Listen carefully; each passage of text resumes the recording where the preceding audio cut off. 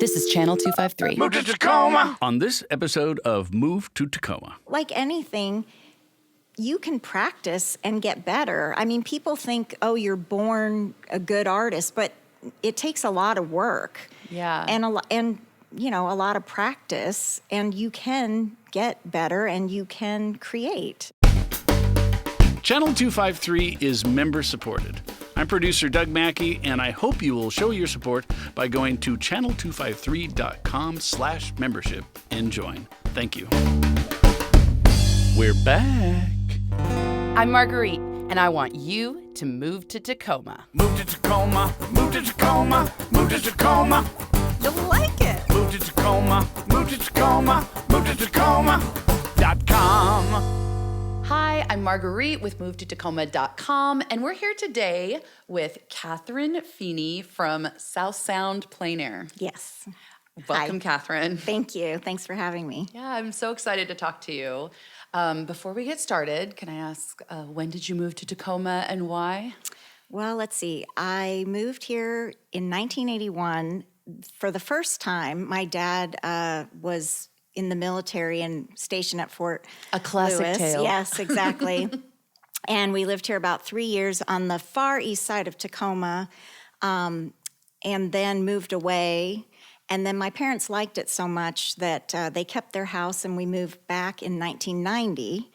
And then I left around that time to go off to college and start my life, and then came back in 2001 and moved to the north end of Tacoma, where I've lived since then. So Wonderful. Yeah. And what do you like about living in the North End?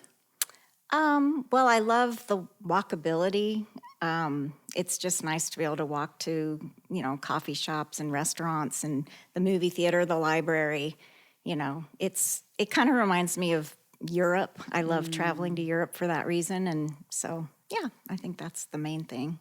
Do you have any favorite spots right now? Anywhere that you find yourself walking to more often than others? I love Delightful Market. Oh, yeah.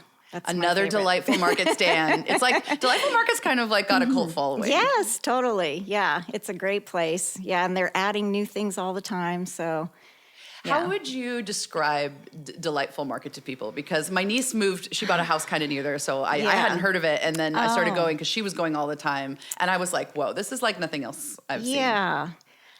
Gosh, I mainly go for the coffee. Right. As they a do coffee, a good job. It's really good coffee. So that's what I mainly go for. And I love to be able to sit outside, even in the winter, because I can take my dog. It's covered, even if it's raining, get a nice hot cup of coffee. But it's great, like, if I need something, milk or something. Right. I love to run there because it's so much easier than trying to, run to the grocery store and try to find a parking spot. Yeah. You can pull right up, get what you need. It's so special because it's like, to describe it for people who haven't been there, it's like, it's a convenience store and a like coffee shop / cafe. Yes. In the middle of like a residential neighborhood. Yes, but they also have seasonal items. Like we got our Christmas tree there this year. Oh my gosh, that's so cool. And it was the best Christmas tree we've ever had. We normally go and cut our own. This one lasted so long. I was surprised at how fresh and they have fun stuff. I wish like zoning allowed for more of that in more neighborhoods. It's I agree. so special. I agree. Yeah, and it really brings the neighborhood together. So, which is important for building community. Like you meet your neighbors when you go to Delightful. That's so cool. Okay, well, the topic of the podcast is now Delightful Market Stand Podcast. That's fine. Yes. Well, the reason that I wanted you to come on the podcast was I was scrolling Instagram, and my friend Alyssa Christensen, who's a mutual friend of ours, sent me this thing, and she was like, I don't know if you've seen this. You should follow these guys. They're doing En Plein Air, and I didn't know what that was. So I kind of looked at the account, and I didn't quite understand, so I Googled it. Yeah. And I was like, oh, it's painting outside? Yep. Is that what it is? That's basically what it is. And did I say it? How do you say it? Yes, En Plein Air. Plein Air. Yeah, or Okay. you can say plein air. I mean, yes. But it's basically painting outside as a way to capture the natural light. There's a lot of nuances in the shadows and light and atmosphere, colors that are really hard to get. You can't get that from a photograph. So being on location, and especially when you're first learning to paint, it's really important to paint from life, to really be able to see things, like I said, shadows and light, and photographs just don't give that to you. So, so that's basically why you do it. And, it started with, the Impressionists really were the ones, the French Impressionists that everybody, Monet, the invention of paint in tubes is what allowed artists to be able to go out, because prior to that they had to, mix their own pigments and things in studio. But the invention of tube paint allowed them to get outdoors and paint. And it just changed the way that people painted. And then in the 1980s, there was kind of a resurgence. I'm sure people were still doing it, but then there was a national group that formed, the Plein Air Painters of America started. And then other groups have started cropping up all across the country. And there's actually a statewide group here in Washington called PAWA, Plein Air Washington Artists, that you can join. And they host paint-outs, several times a year, 15 or so paint-outs at various locations. Some are multi-day paint-outs. People camp. And it's really fun, and it's a great group of people. I belong to that organization. I joined last year, and I really have loved it. They host different events, and then they'll even do like a paint-in. Earlier this month, we did that up in Edmonds. So, but it's, you have to travel for a lot of these. Some of them are, much further away. And so that's where I was looking for something a little closer. So. Okay, so I have 100,000 questions. First of all, like I did a couple Bob Ross paintings as a preteen, and I posed for the TCC and UPS figure drawing classes in my 30s. Great. Other than that, I have no painting experience, but I'm very intrigued. I don't understand like what happens. So, and I don't understand like it's weird. Like I saw the post, and it's been like in my brain for like the last 6 months, and I'm like, I had to kill some time, and I went into like an art supply store and like bought a bunch of paints, and I was like, and brushes, and I'm like, okay, now what do I do? Yeah, and I'm like, could somebody in that situation just show up and start trying to paint? Absolutely. Do I watch YouTube videos first? Could. Do I go to is there a class? What do you do? Yeah, I mean, there are lots of YouTube videos nowadays, of course. You can just do a search and find, I'm sure, someone that's, kind of teaching you how to do some of these things. But one of the things we're hoping to, as we maybe get more interest in the group, have a day where we would have some kind of, little lesson that we could show people how to, set up. And because also just even using the gear, you kind of need special gear. Totally, like a little portable easel or something. Yeah, so it's called a pochade box. A pochade box. Yeah, yeah, and that can hold. Well, there's so many different varieties that you can. Tons of people sell them. There's a lot of different. Well, yeah, because now I'm getting retargeted. So there's like these little tiny ones that are like a little box. Yeah, like an Altoids container. Yeah, people have even used those. But and there's different.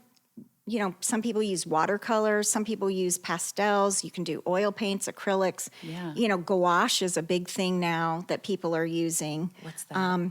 It's kind of like, it's like watercolor, but it's opaque. Oh.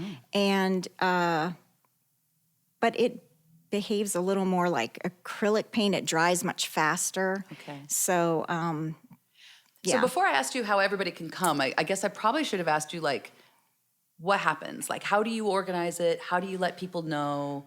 When people show up, do you talk to each other? Does everybody kind of chill? Like, what happens when you do this? Well, I think what we'll probably do is, announce a location where people, we can all meet, and possibly provide like a little map that shows like, possible painting locations that people could go. So, for example, we're kind of thinking about making the first one at Point Defiance, because there's a lot of possibilities for painting locations. You have the duck pond, the flower gardens. Perfect. There's the overlook that looks down on the water with the ferry, the boats. I mean, so people can kind of spread out. And so, there'll be kind of like a central location where, we can meet. And maybe somebody will be painting in that spot. So if people show up late, But, I mean, that's kind of how it works. You're not all in like a little pack painting the same duck. Right, exactly. Okay. People can spread out and go wherever they want within that location. We'll probably try to let people know where there's bathroom locations, where there's places to get water, things like that. And then, people can come really at any time and then spread out and paint where they would like. Or if they want to paint with somebody. I mean, that's usually what I prefer, is because I don't like being by myself, because it's kind of, I hate people coming up and talking to me. I'm getting better at that. But, when you're first starting out, it's kind of a little, embarrassing. Right. So. No, I think about that. Like, first, as a person walking by, I would be very interested. Yeah. I would want to look. And then I can imagine if I was painting something, that feeling like really vulnerable. Yes. But I mean, I am getting more used to it now the more I'm doing it. So, and getting better at talking to people about it. So good. Yeah. So who else is involved in this with you? I feel like I've seen somebody else in the frames. Yeah. Well, so right now, basically it's myself and one other artist, Brad Reeves. And we met on Instagram in the fall. We were doing a thing called the Strata Easel Challenge. So this company, Strata Easel, they actually sell portable, pochade boxes for painting. And they host a challenge twice a year that you have to draw or paint from life every day for the whole month. They do it in September and January. Oh, like NaNoWriMo for painting. So interesting. And so I started noticing that this guy was posting things like Chambers Bay and different, and I'm like, oh, this person must live locally. So I reached out to him and was like, hey, would you ever want to get together and paint? And he said, sure. So we met up, and then I was like, look, I really would like to try to get more people to have a group to go with. And so he's like, yeah, so let's do it. So we kind of are trying to get this started. So I love it. Well, I'm going to go ahead and go to the break. And when we come back, I'd love to hear more about what your vision is and how it all works. Yeah, sounds good. This is Citizen Tacoma host Eric Hanberg and Channel 253 co-founder. With me is sound producer Doug, here to ask you to support Channel 253 in this new year. We are independent media. 2025 is going to be a hard year in a variety of ways, but we can keep Tacoma strong by covering the things that you care about. That's right. Even though nationally things may be difficult, you can have a tangible effect and input on things happening locally, and we'll try to inform you and aid you in that quest. We want to be responsive to the listeners because we are listener-funded. If you like the things that we talk about, Citizen Tacoma is going to be all in on the mayoral race and all of the other things happening in our city. We have the international angle from Nate and Hope. Please consider giving us your support at channel253.com/membership. $4 a month, $40 a year. Your support makes a real difference. And those of you who are members already, and that's a number of you, we thank you for your continued support. Thank you, and we hope to see you on the Slack forums, a special member benefit. Again, channel253.com/membership. Move to Tacoma! Welcome back to the Move to Tacoma podcast. I'm here with Catherine Feeney from South Sound Plein Air. Yes. And we're talking about painting in public. Yes. Yep. So you found Brad on Instagram. Mm-hmm. You're both painting. Yep. You're both wanting to paint in public. It's weird to be alone. Yes. So you're starting to put together this group. How can people who want to sort of find you and plug in and maybe join you, how do they reach out? How do they follow up with what you're doing? Sure. So we created an Instagram account. So it's at South Sound Plein Air. So you can follow along there. And also I created a Facebook page also. So you can just follow there, and for now, the plan is that we'll start posting when we're going to have paint outs, And I'm going to also, I created some flyers, so I'll be posting those around town in various locations just to see, like the art store and things like that, Right. where people might, and just share that information with anybody that you think might be interested in joining. And so we'll start, the plan is to start in April when, hopefully the weather's starting to warm up a little bit. Right. And, we'll try to pick some locations that have places where you could kind of stand underneath a tree or something, if it's raining a little bit or, yeah. Okay, so if I show up to one of these, what do I need to have in my pochade? Yeah, your pochade box. Yeah, so I need a pochade box. Yeah. And I'm assuming I probably shouldn't go on Amazon and buy a pochade box if I'm starting out. I would go to the where do you recommend around town? Well, the funny thing is it was 2022 when I decided that I wanted to start doing this. And so I went to a thrift store and I actually walked in and saw a pochade. I was like, oh my thrift store? Yes. And I was like, I think this is a pochade box. And it was like $3 or something. And I said, oh my gosh, I'm going to buy this. So, and it has a place to keep your paintbrushes and your tubes of paint and things like that. And then usually it mounts on a tripod. Okay. But there are, like the artist and craftsman store, I'm sure that they have some, any art supply store. There are, like I said, there's lots of different companies online, like Strata Easel is one of them. There's even companies that I've heard of someone that's making some that are like 3D printed even. Oh my gosh. So they're super lightweight. Yeah. For people who travel, because that's another thing. And I have a tiny one that I use when I travel. It folds up and it can fit in my carry-on bag. Wow. So, and then obviously you need your paints, but you really only need your primary colors in white. Just a yellow, a blue, and a red, and white, and you can create any color you need out of those three. So you don't need to go buy all the crazy colors. I mean, I do remember that from second grade. Yeah. I think. Yeah, I remember a little bit of paint mixing. But it really is that simple. You really do only need three. All you need. Real artists just limited start palette. with three. Okay. And that's the best way to when you're first starting out. Yeah. And then a few, brushes. And any good art supply store could help you with picking some of those items out. Again, you only need a few brushes. And then if you're using traditional oil paints, you would need turpentine or something, Gamsol, to clean your brushes and stuff. But I've actually recently switched to water-soluble oils. Cobra makes a brand, and you use water, and then you can clean, and that's much easier for traveling, and it's more environmentally friendly. And some paper towels also for wiping your brushes off. Maybe a little garbage bag or something. Yep, a little garbage bag. I put everything in a backpack. And then a tripod depending on the style of box that you have, or your painting setup. That's basically, maybe a stool if you want to sit down.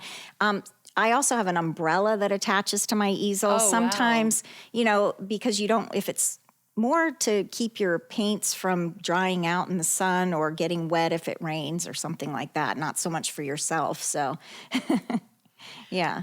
So I think there's two things that's really interesting about this. One is just making art. Yeah. And I have a lot of questions about why does it matter that regular people should be finding art supplies and going out there and painting, and then also this way into sort of be in community with other people in a way that's, I don't want to call it passive, but it's a little bit we're finding a shared interest, we're doing this thing together, but we're not having a big intense conversation. So those are the two things. What does that bring up for you? Yeah, well, I always did art when I was younger, and then once I started having my kids, I got away from it, thinking that someday I was going to do it again, probably when I retired. And then in 2021, my husband built me this tiny little art studio in our backyard out of salvaged materials, and that's what kind of reignited my interest in it. And I love it. It just brings me so much joy, and I think that's even, I don't know, just to be creative. I mean, I think we are creative beings by nature. We spend so much time working, just having a creative outlet, whether it's music or art or dance, singing, whatever it is. Like it's really important to us being a whole person, you know? We shouldn't just work, you know? All right, I have complicated feelings about this. I feel like, you know, I was a little kid and I did art, like all little kids are encouraged to crayons or whatever. But like my sister's really good at it. Like she could really make beautiful things. Yeah. And so like I kind of leaned into other things, and I really think I think I just got this idea. I don't know if other people are like this. Like someone says you're good at this, and so and so's good at that, and so you just kind of close that off. And so I'm trying to in my mid 40s, trying to undo some of this, but I feel a lot of like resistance. You know, I was telling you before we started, like I went to the art store and bought a bunch of paints, but like now what do I do? Like, do I just try to paint? Yes. I did a paint by numbers. That's great. That's great. I mean, I think, you know, it's like just kind of getting in touch with that inner child, just that, you know, I don't know, not being so uptight about things. I mean, I know. I'm a Virgo with a Virgo moon, Catherine. I mean, that's and the funny thing is, in my own art, you know, I'm starting out, it's very tight and everything's perfect. And so I've really been working on loosening up and being more playful I was going to ask you, like, so do you just tell yourself it's okay to make something ugly? But you're saying it's okay to just have fun. It didn't even occur to me. Yeah. And it can be ugly. And some of the practice things I do, you know, some of the studies I do, it is ugly. And on that's purpose. The whole point of it, is just because you kind of learn things through that, you know. And in the beginning, it's rough. Like, even for me, even though I did art when I was younger, when I was first starting out, I go back and look at those paintings I did a couple of years ago. I'm like, oh. But, you know, like anything, you can practice and get better. I mean, people think, oh, you're born a good artist, but it takes a lot of work. Yeah. And you know, a lot of practice, and you can get better and you can create. And so. Okay, so again, sorry to be uptight, but it's fair. So let's say I'm doing that, and I show up to the, you know, you're in Wright Park, and I show up with my little bag, and I got a snack and a stool, and like I'm ready to do this. And I'm making something playful, maybe ugly, and like nobody else is gonna think that's weird. Like all the other paintings gonna be like super beautiful, and people are gonna be like, "How did you get here? What are you doing?" I mean, that's what I thought when I first started going. I was like, "Oh my gosh, are these all like really professional artists that are really good?" There's all skill levels. Yeah, all skill levels, and it's also, you know, just being out in nature. There's something just really beautiful about it. And I do enjoy connecting with the other artists, talking about art, and you learn so much from other people. It's really a great community. People are very encouraging. This sounds really, you're making it sound really nice. Yeah, it is really nice. Yeah. All right. So what do you see as happening next? You're saying, like, now that it's spring, you guys are going to be getting together out there. People can check in on Facebook, check in on the Instagram. We're going to put those in the show notes, and we'll tag it on the Instagram when we post it here. But like, what's going to unfold from this, do you think? What's your vision? Well, we're hoping to, you know, have at least monthly paint outs through the nice weather, regularly scheduled, you know, probably we're kind of thinking like the third week of every month, so people could kind of put that on their calendar, kind of a predictable schedule.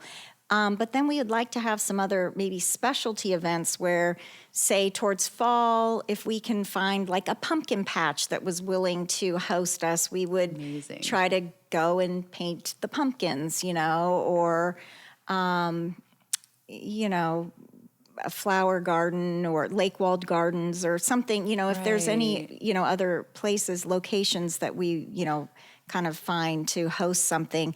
And then, maybe even like do a nocturne, which would be in the evening. Oh, wow. You know, as the sun's setting, you know, to capture that, you know, sunset or evening light, you know.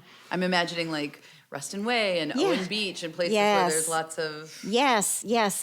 Or another, like Chambers Bay, because, the light, the sun sets out there in the summer, it'd be beautiful with the water. And so, and maybe even some like urban painting, like farmers markets or things like that. That's something I've been getting more into recently, is not so much landscapes, is more, I'm interested in like urban painting or interiors. That's something I've been enjoying. So very cool. Yeah. So this can really be anywhere. It can be anything. Yes.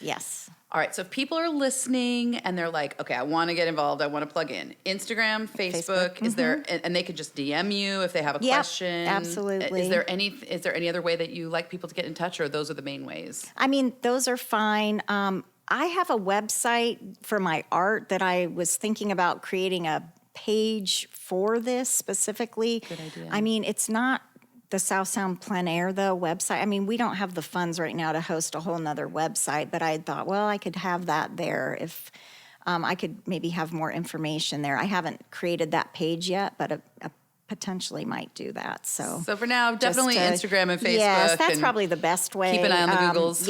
Yep, exactly. Awesome. Yeah. I hope you come. I'm very nervous and very tempted. Like I can't tell you. Ever since I saw it, I'm like, that looks like such a nice way to spend. I mean, in my mind, it's probably a couple hours, but maybe am I silly? Is it longer? It can be as long or as short as you want. I mean, when I go with the Plein Air Washington Artist Group, it can be an all day thing, because sometimes it's a multi-day thing. So you're spending the night. Right. I mean, we've camped and we all eat meals together, and then a few people might go and do a nocturne together. People get up early in the morning and paint the sunrise, and everybody's out painting all day. We have lunch together. It's really fun, like that type of, but I mean, sometimes I can do like a quick study in an hour just to capture the light and the colors, the shadows or whatever. Right. And then that's enough for me.